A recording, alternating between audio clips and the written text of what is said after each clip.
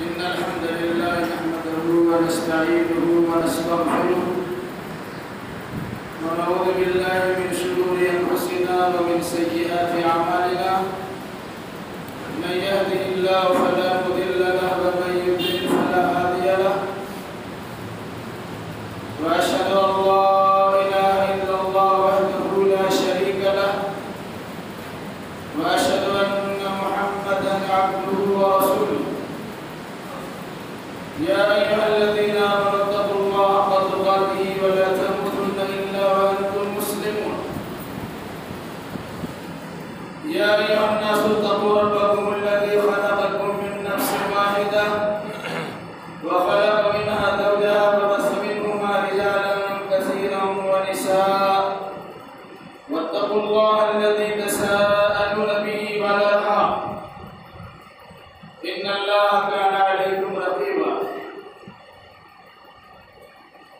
يا أيها الذين آمنوا اتقوا الله وقولوا قولا سديدا يصلح لكم أعمالكم ويغفر لكم ذنوبكم ومن يطع الله ورسوله فقد فاز فوزا عظيما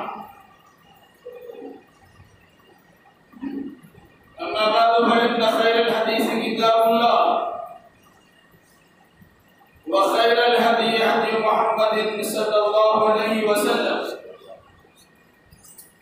وشر الأمور محدثاتها وكل محدثة بدعة وكل بدعة ضلالة وكل ضلالة في النار. أعوذ بالله السميع العليم من الشيطان الرجيم. بسم الله الرحمن الرحيم. قل هل يستوي الذين يعلمون والذين لا يعلمون. وقال النبي صلى الله عليه وسلم إن الله لا يقبض العلم انتزاعا ينتزعه من العباد ولكن يقبض العلم بقبض العلماء حتى إذا لم يبق عالما اتخذ الناس رؤوسا جهالا فسئلوا فأفتوا بغير علم فضلوا فأضلوا. رواه الإمام البخاري في صحيح. سبحانك لا علم لنا إلا ما علمتنا إنك أنت العليم الحكيم. رب اشرح لي صدري ويسر لي أمري واحلل عقدة من لساني يفقهوا قولي رب زدني علما.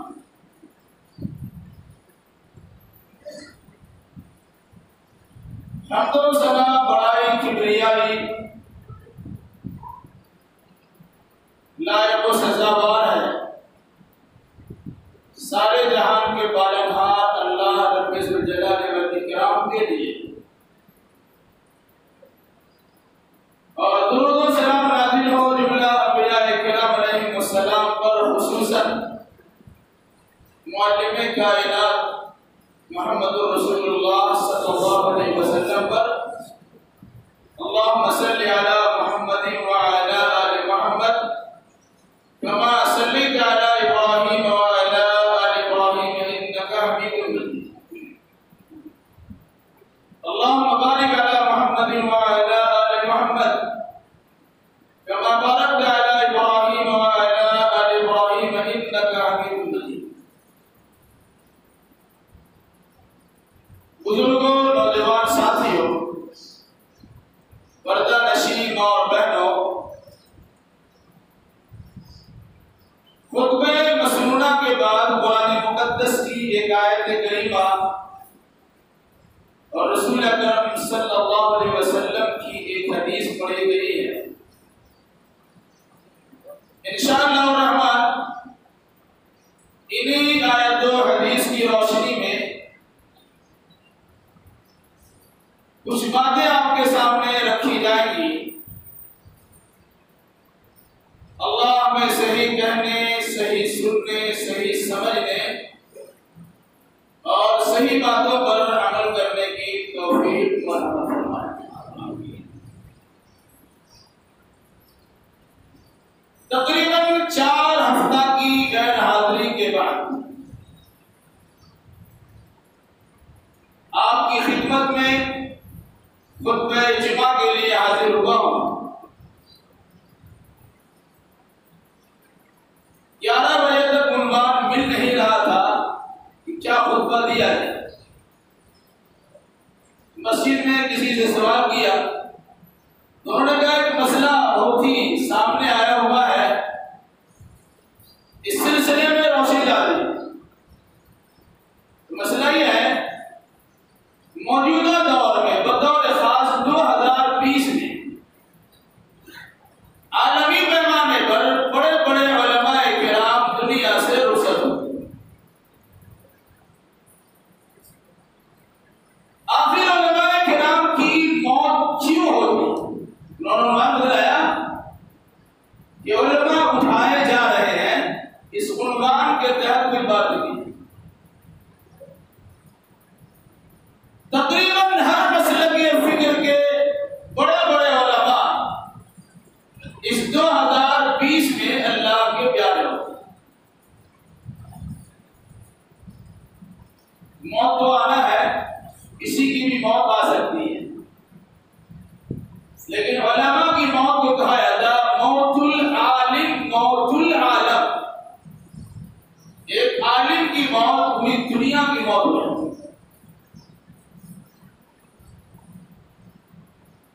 علم کیا ہے اور اہل علم کیا ہوتے ہیں،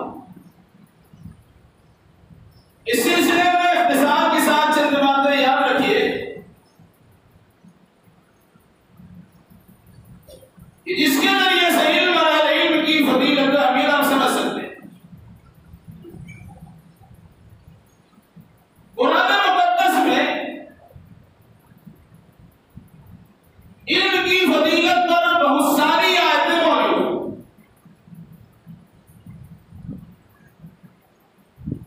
بطور خاص جب اللہ نے کائنات کی اصلاح کرنے کا ارادہ کیا اور نبی آخر الزمان محمد رسول اللہ صلی اللہ علیہ وسلم کو نبی اور رسول بنانا چاہا تو سب سے پہلے قرآن مقدس کی جن 5 آیات کریمہ کو نازل فرمایا وہ 5 آیات کریمہ علم کی فضیلت پر مشتمل ہے۔ علماء کے بقول اگر پورے قرآن میں علم کی فضیلت پر ان 5 آیتوں کے علاوہ اور کوئی آیتیں نازل نہ ہوئی ہوتی تب بھی علم کی فضیلت کے لیے یہ بات کام ہے۔ بچہ جانتا ہے اقرأ بسم ربک الذی خلق خلق الانسان من علق اقرأ وربک الاکرم الذی علم بالقلم علم الانسان ما لم یعلم۔ تفسیر اور ترجمہ تفسیر قرآن میں مطالعہ فرمانا۔ اختصار کے ساتھ یہ بات یاد رکھیے کہ اللہ کے نبی سے کہا کہ اب پڑھیے، اپنے رب کا نام لے کر پڑھیے جس نے پیدا کیا، جس نے انسان کو جمے ہوئے خون سے پیدا کیا۔ پڑھیے آپ کا رب تو بہت بڑا کرم کرنے والا ہے کہ اس نے قلم کے ذریعے سے علم سکھلایا اور اللہ نے انسان کو وہ چیزیں سکھلا دی جو چیزیں انسان جانتا نہیں تھا۔ 5 آیتیں علم کی فضیلت پر مشتمل ہے۔ واقعہ آپ کے سامنے ہے قل هل يستوي الذين يعلمون والذين لا يعلمون۔ اے نبی فرما دیجئے کیا جو لوگ جانتے ہیں اور جو نہیں جانتے ہیں دونوں برابر ہیں؟ عالم جنہوں نے علم سیکھا ہے اور وہ انسان جو علم سے بے بہرا ہے دونوں برابر ہو سکتے ہیں؟ ہر انسان یہ کہتا ہے کہ دونوں برابر ہیں،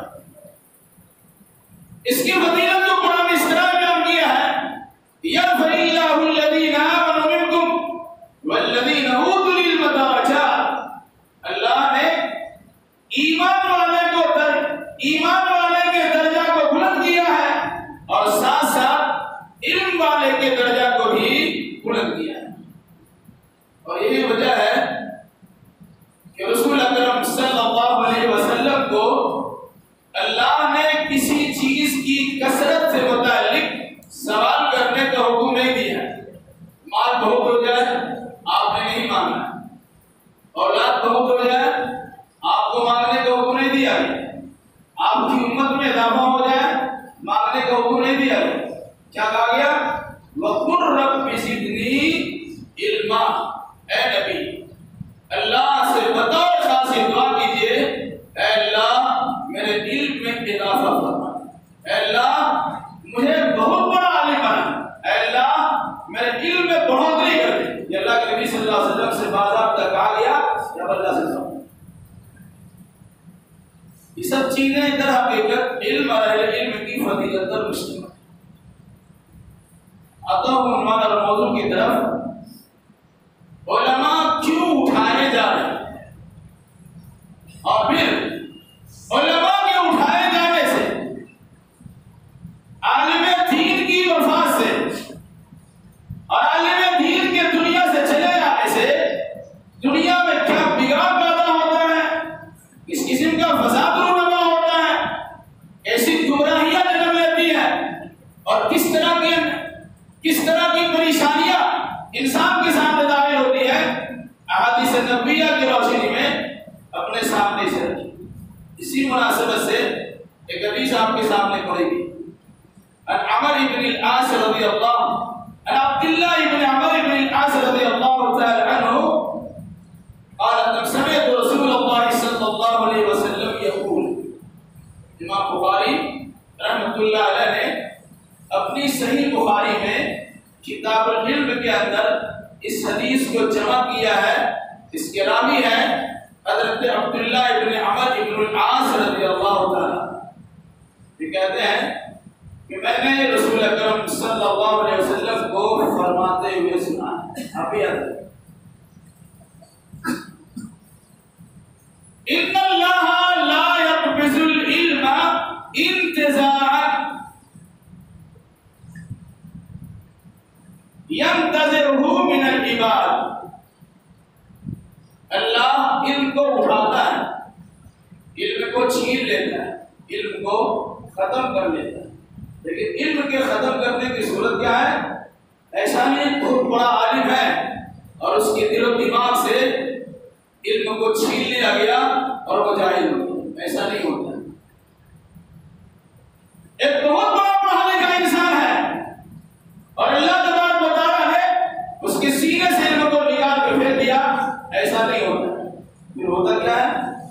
یہ فرمایا ان اللہ لا يقبض العلم انتزاعا ينتزعه من العباد، اللہ علم کو قبضہ میں نہیں لیتا، علم کو نہیں اٹھاتا اس طرح کہ اپنے بندوں کے سینوں سے اور دلوں سے اسے نکال کے پھر اٹھتا کیسے ہے؟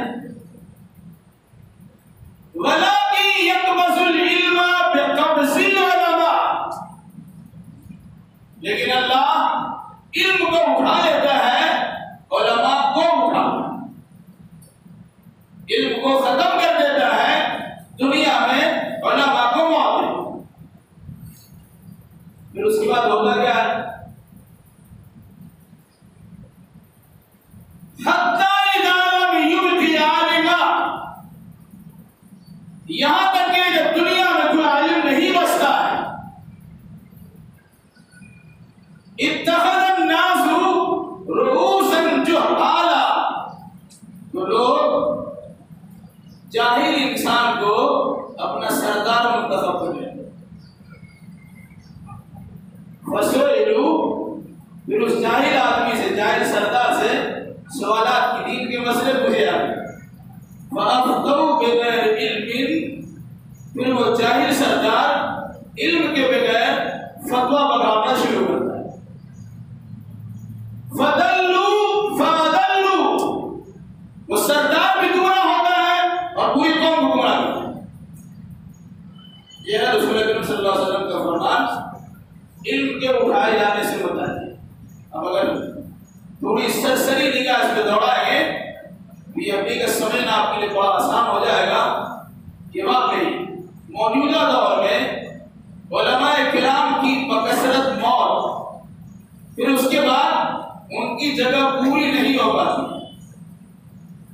اور ساتھ ساتھ کچھ لوگ علماء نما ہوتے، عالم تو نہیں ہوتے لیکن علم بکھارنے کا انہیں بڑا شوق چلاتا ہے، وہ عالموں جیسی لباسی بناتا ہے، شکل و صفات کو اسی انداز سے کرتا ہے، بالکل پٹارا ہوتا ہے جو خالی ہے جس میں کچھ نہیں ہوتا، لیکن بظاہر علماء کی شکل میں انسان کے سامنے ظاہر ہوتا ہے، وہ اس طرح کٹی نشی ہوتا، لوگ سمجھتے ہیں کہ بہت پہنچے ہوئے ہیں، انسان سمجھتا ہو کہ جنت میں پہنچے ہوئے ہیں لیکن حقیقت میں جہنم میں پہنچے ہوئے ہوتے ہیں، اور پھر اس کے بعد اس طرح کی شان و شوکت بگاڑتے ہیں اور عوام و خواص کے سامنے اپنی نوعیت کو اس طرح ظاہر کرتے ہیں کہ لوگ سمجھتے بہت بڑے عالم ہیں، ہر مسئلہ ان سے دریافت کرنا شروع کرتے ہیں۔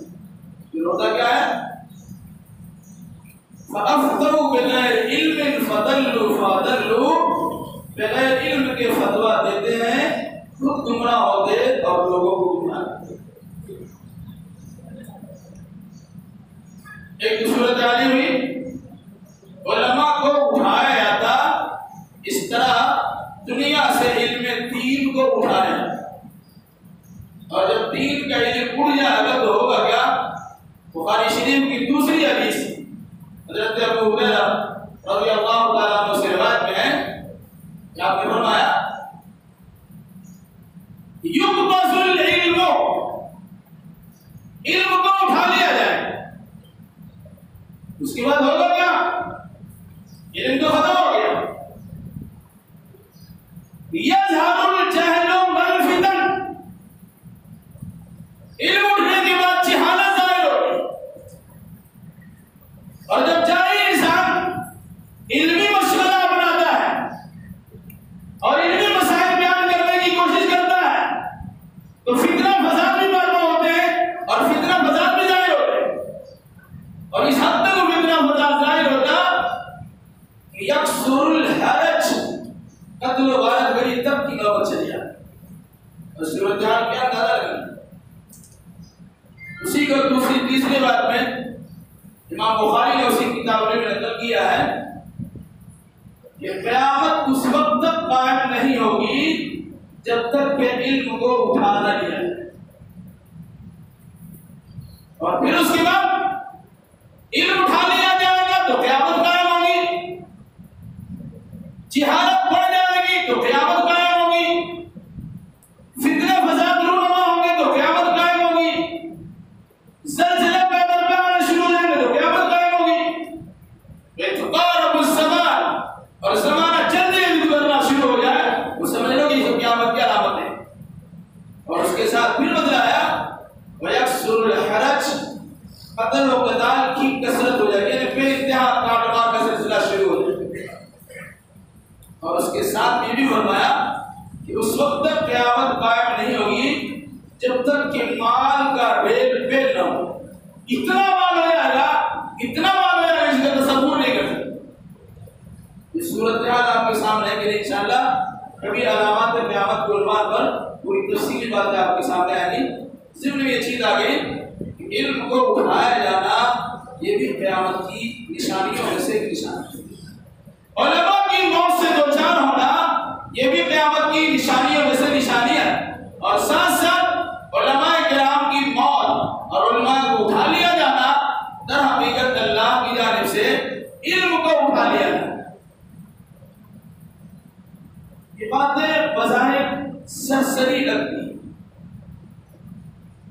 لیکن قرآن و حدیث کی آیات اور فرمودات نبوی کو شامل کر کے اس کا نتیجہ نکالنا چاہیں تو اندازہ آپ کو یہ ہوگا کہ علم کی بنیاد پر انسان اللہ کا قریبی بندہ بنتا ہے، اور اس قریبی بندہ بنانے میں اہل علم کا بڑا خاص دخل ہوتا ہے۔ اگر واقعی کوئی انسان اہل علم کے سامنے تلمس نہ کرتا ہے، صحیح میں جو عالم دین ہوتا اس سے شاگردی اپناتا ہے، اس کے قریب ہو کر دین کو سیکھتا ہے، انما العلم علم تو سیکھنے اور سکھانے سے آتا ہے. وہ 2-4 کتاب پڑھ لینے کے بعد انسان یہ سمجھتا ہے کہ ہم بڑے عالم ہو گئے. یاد رکھیے وہ صبح قیامت تک عالم نہیں بن سکتا، وہ عالم نما ہو سکتا ہے. اور نتیجے کے طور پر وہ انسان پھر دعویٰ کرے گا جو 10 سال 15 سال 20 سال 25 30 سال علم حدیث میں انسان ارتریزی کرتے ہوئے خون پسینہ ایک کرتے ہوئے علم کے جوہر حاصل کرنے میں لگاتے ہیں. وہ سوچتا ہی ہے کہ ان کے پاس کیا ہے، نہ اس کے پاس مال و دولت کی کثرت ہے، نہ باہر سے نکلنے کا راستہ ہے، نہ عوام و خواص سے ان کی کوئی تعلقات ہے. وہ بیچارہ تو وہ شاید تنہائی میں کہیں پڑے ہوئے. موقع ہمیں اگر ملا ہے تو اس کے ذریعے سے لوگوں کے سامنے اپنا علمی شان بگاڑ کر لوگوں کی توجہات کو اپنی جانب مبذول کر کے جو چاہے کرنا کر لیں. اب اگر غور کریں گے بخاری پڑھانے والے وہ افراد جنہوں نے 40-50 سال تک بخاری کا درس دیا ہے وہ شاید گمنامی میں اسے کوئی نہیں جانتا ہے. اور ہم جیسے جاہل انسان آپ کے سامنے ایک بہت بڑا عالم بنا. اندازہ کریے کہ اگر موقع ملا ہمیں کچھ بولنے کا تو آپ کے سامنے کچھ بگاڑ دیا، آپ سمجھتے بہت بڑا عالم ہے. ہمارے اساتذہ کرام کو ان کے سردار اساتذہ کرام کو دیکھیے کہ کس طرح مدارس کی زندگی گزارتے ہیں اور کس طرح کم پیسوں میں ان کی زندگی گزر ہوتی ہے اور کس طرح وہ شاید گمنامی میں دنیا سے چلے آتے، جبکہ ہزاروں لاکھوں کی تعداد میں ایسے علماء کرام وہ تیار کر چکے ہیں جو در حقیقت اپنے اپنے علاقے کے لیے بہترین رہنما اصول ثابت ہو سکتے. ہماری نگاہ ان کی کوئی قدر نہیں ہے کیونکہ ہم جانتے ہیں. ہاں 2-4 کتاب پڑھ لیے، کوئی انجینئر بنتا ہے، کوئی ڈاکٹر بنتا ہے، کوئی اور کچھ بنتا ہے. وہ اپنا پیشہ چھوڑتا اور جانتا ہے کہ مولوی نما بن کر عوام و خواص کا کسان سے بیوقوف بنا کر اپنا الو سیدھا کرنے میں آسانی ہے. آدمی کھڑا ہوتا ہے اور مسئلے مسائل کی اس طرح بوچھاڑ کر دیتا ہے کہ جو پوچھنا ہو پوچھ لے. ایسا لگتا ہے وہ سب جانتا ہے، جبکہ صحابہ کرام کا طریقہ یہ تھا اگر ان کے سامنے علم موجود ہوتا اور اگر کسی نے سوال کر لیا تو ان سے پوچھ لیجیے. تو بچتا تھا کہ ہماری زبان سے لغزش نہ ہو جائے، کوئی بھول مسئلہ نہ بیان کر دے، ذمہ داری دوسروں کے سامنے. اور دوسری بات اپنے سے بڑے اہل علم کی قدر کرنے کے جذبے کے ساتھ کہ جب بڑا عالم یہاں موجود ہو تو کسی چھوٹے سے پوچھنے کی اجازت نہیں ہے. چھوٹا سے پوچھنا اور چھوٹے کا مسئلہ بدلانا یہ در حقیقت علم کی بے وقتی ہے اور علماء کی شان میں گستاخی ہے. اس مناسبت سے صحابہ نے اور سلف صالحین نے یہ دستور اور طریقہ ہمارے سامنے دیا ہے کہ کچھ مسائل میں کچھ متخصص ہوتے ہیں، مسائل میں خصوصی درد ہوتا ہے. فلاں مسئلہ ہے اس عالم سے پوچھ لیجیے. نماز روزہ کا مسئلہ ہے فلاں عالم سے پوچھ لیجیے. وراثت کا مسئلہ ہے فلاں عالم سے پوچھ لیجیے. اور اس طرح کے بہت سارے مسائل ہیں تو ضروری کہ سارے مسائل ایک عالم جانتے ہی ہوگا پورے طور سے. ہوتا ہے کسی بعض عنوان کے تحت اور بعض مضامین میں انہیں خاص درد حاصل ہوتا ہے. اس مناسبت سے جس سلسلے کی مہارت حاصل ہو آپ وہ مسئلہ انہی سے پوچھیں گے. یہ اللہ کے نبی صلی اللہ علیہ وسلم کے تیار کردہ صحابہ کرام نے عوام و خواص کے سامنے ایک عملی نمونہ پیش کیا. چنانچہ حدیث میں ہے کہ علماء کے اٹھائے جانے سے علم کو اٹھا لیا جائے گا. بڑے بڑے شیخ الحدیث جنہوں نے 40-50 سال تک بڑے بڑے دینی مدارس میں علم حدیث کی سیرابی کے لیے اپنا سب کچھ وقف کر دیا تھا، آج وہ دنیا سے چلے گئے. ان کا نام لینے والا اللہ ہے کہ جو اس جوہر کی قدر کرتے ہیں ان کی نگاہ اس کی قدر کرتے ہیں. یہ معاملہ کیا ہوتا ہے؟ علماء نہیں رہتے تو یا علماء تک آپ کی پہنچ نہیں ہوتی ہے تو علماء ڈراتے ہوئے آپ کے سامنے آتے ہیں اور کہتے جو پوچھنا ہو پوچھ لو. میں سے پہلے بتا چکا ہوں اگر کسی بڑے عالم سے آپ پوچھیں گے اگر انہیں علم ہوتا ہے تو کہتے ہیں کہ میں میرے علم کے مطابق یہ مسئلہ ہے، باقی کسی دوسرے سے آپ تحقیق کر سکتے ہیں۔ موجودہ دور کے علماء نماز اگر آپ سلام کریں گے کہ کسی حدیث میں ایسا نہیں، حدیث کتنا آپ نے پڑھ لیا ہے؟ کسی ایک حدیث کی کتاب کو بھی اشتہار آپ نے پڑھا نہیں ہے۔ قرآن کو بسم اللہ سے لے کے والناس تک ترجمہ اور تفسیر کے ساتھ مکمل آپ نے پڑھا نہیں ہے، لیکن کوئی مسئلہ آپ سے پوچھا جاتا آپ کی علم میں نہیں ہوتا تو کہتے ہیں کہ قرآن حدیث میں نہیں ہے، جبکہ اہل علم سے پوچھا جاتا تو کہتے ہیں میرے علم کے مطابق یہ مسئلہ ایسا نہیں ہے۔ مطلب کیا ہے؟ جتنا میں جانتا ہوں اسی روشنی میں بتلاتا۔ دیکھیں گے جب آپ کسی سے فتویٰ لینے آتے ہیں تو مفتی فتویٰ دینے کے بعد اخیر میں نیچے لکھتا ہے واللہ اعلم بالصواب۔ تو میں نے اپنی کوشش کی ہے اور ان قرآن حدیث کی روشنی میں مسئلے بتا دیے ہیں، لیکن حقیقت حال کا علم تو صرف اللہ کو ہے۔ یہ علماء کا طریقہ ہوتا ہے، اور عوام و خواص میں سے جو علماء نما ہوتے ہیں وہ اسٹیج سجاتے ہیں اور بہترین انداز کی تقاریر کرنے کا ایک طریقہ اپناتے ہیں۔ ہر آدمی اس سے ہر مسئلہ دریافت کرتا ہے، زندگی کے سارے مسائل اسی سے پوچھے جاتے ہیں، اور وہ سوچتا بھی نہیں ہے کہ کوئی مسئلہ اگر ہمیں معلوم نہیں ہے تو عوام کے سامنے کہتے ہیں ہمیں علم نہیں ہے، کیونکہ اسے کثر شان سمجھتے ہیں، اپنی بے عزتی سمجھتے ہیں۔ آپ نے امام مالک رحمۃ اللہ علیہ کے بارے میں سنا ہوگا، بہت بڑے امام ہیں، امام دار الہجرہ کہا جاتا ہے، یعنی مدینہ کا امام۔ ان سے سوالات کیے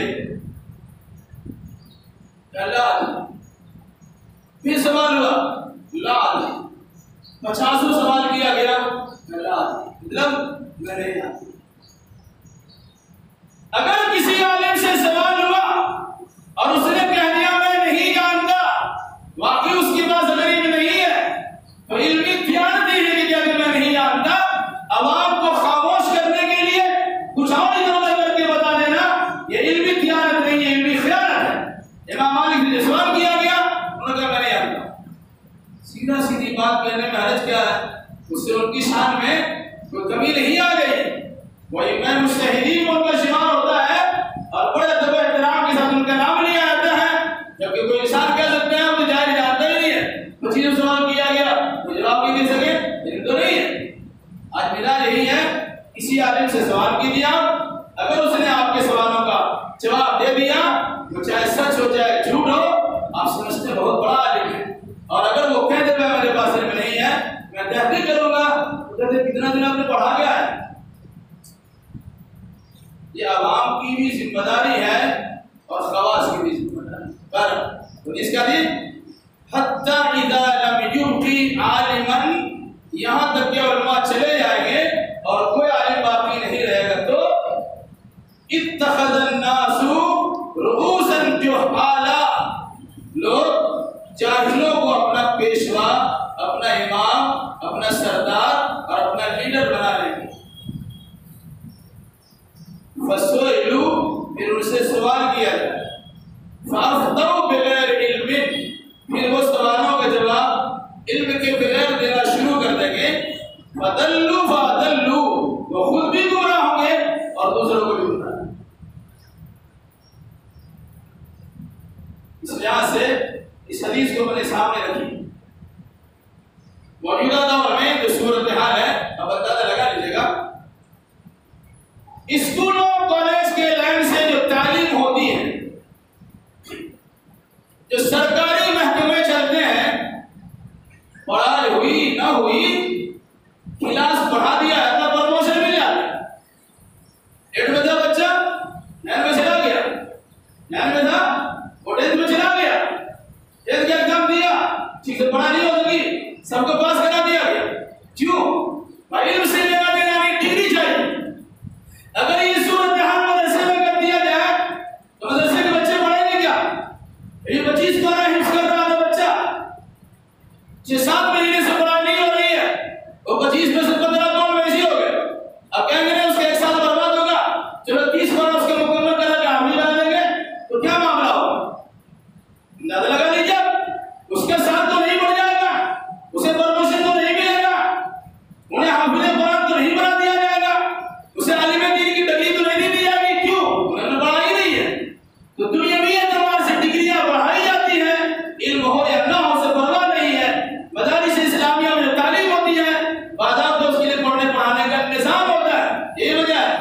مدارس میں جو سرکاری مدارس ہوتے ہیں اور جو غیر سرکاری مدارس ہوتے ہیں دونوں کی تعلیم میں بڑا فرق ہوتا ہے. سرکاری مدارس صرف ڈگری پر چلتے ہیں اور دینی اور پرائیویٹ جو مدارس ہوتے ہیں جو درس نظامیہ کہا جاتا جنہیں پبلکلی چلایا جاتا ہے وہاں باضابطہ بلا اختیار شروع سے لے کے آخر تک کتابیں پڑھائی جاتی ہے.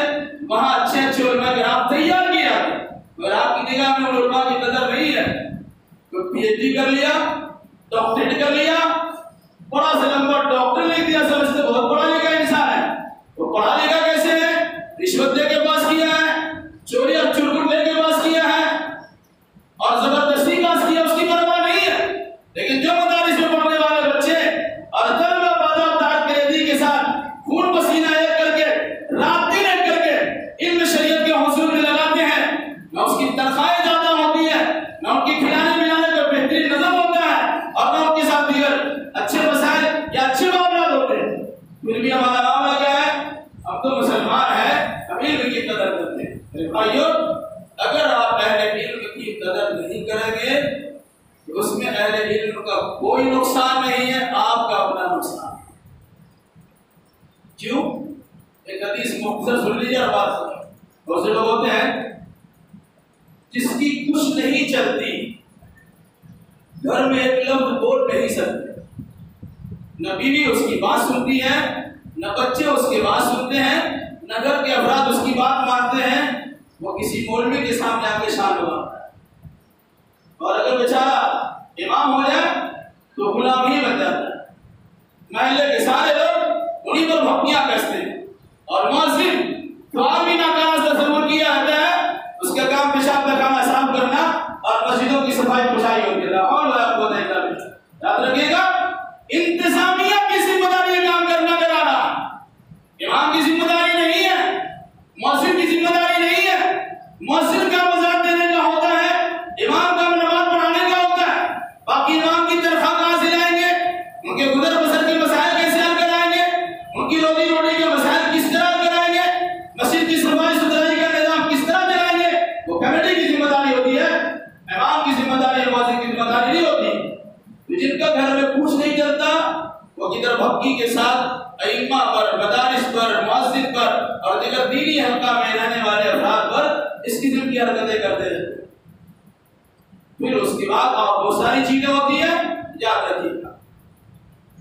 اہل علم کے لیے چاہے طالب علم ہو چاہے عالم ہو پانی میں رہنے والی مچھلیاں دعا کرتی ہیں بلوں میں رہنے والی چونٹیاں دعا کرتی ہیں فضاؤں میں اڑنے والے پرندے دعا کرتے ہیں. آسمان و زمین میں بکھرے پڑے انگنت لاتعداد اللہ کے فرشتے ان کے لیے اپنے پر بچھاتے ہیں. اللہ تبارک و تعالیٰ کی جانب سے رحمتوں کا برکھا برستا ہے ان کی مغفرت عام کر دی جاتی ہے.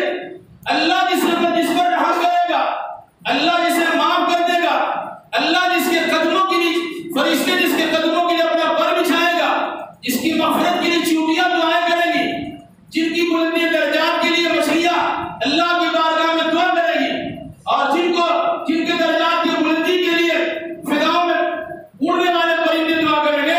عوام و خواص اگر اس کا کوئی بگاڑ کر بھی چاہے گا صبح قیامت تک اس کا کوئی بگاڑ نہیں سکتے. اس حدیث کو اپنے سامنے آتا ہے بھائیوں. تو حدیث آپ کے سامنے آئی علم کو اٹھایا جائے گا علماء کے اٹھائے جائے گا. یہ وجہ ہے ایک بڑا امام چلا گیا مسجد میں امام نہیں ملتا ہے. بڑا مدرس اور ٹیچر دنیا سے چلا گیا کوئی اچھا مدرس شیخ الحدیث میسر نہیں ہے. ایک مفتی کا انتقال ہو گیا دارالفتہ میں مفتی موجود نہیں ہے. تو اہل علم جب چلے جاتے ہیں تو کم علم کے لوگوں کو اس مقام پر بٹھایا جاتا وہ اپنی علمی شان سمجھتے ہیں اس گدی نشینی کو اور پھر اس کے بعد جو من میں آتا مسئلہ بتلاتے ہیں. میری گزارش ہے اہل علم کی قدر کیجیے اور اس کے علم کی حقیقت کو سمجھنے کی کوشش کیجیے. اللہ ہمیں اور آپ پر دنیا مسلمانوں کو صحیح سوچ بوجھ کی توفیق نصیب فرمائے. الہی جو بیمار ہوئے سے شفا کامل و عاجل عطا فرما دے. الہی جو مقروض ان کے ادا کرنے کی سہولیات فراہم کر دے. جو مقروض کی گرفتار ان کے لیے رہائی کا اسباب پیدا کر دے. جن لوگوں نے دعا کی درخواست کی الہی تو اپنے فضل و کرم سے ان تمام کے تمام جائز مراد کو پوری فرما. جب تک ہمیں زندہ رکھ کتاب اللہ اور سنت رسول اللہ پر عمل کرتے زندہ رکھ، اور جب ہمارا خاتمہ ہو انہی دونوں کی ترویج اشاعت کرتے ہمارا خاتمہ ہو۔ قول قولی ھذا واستغفر اللہ لی ولکم ولسائر المسلمین وآخر دعوانا الحمد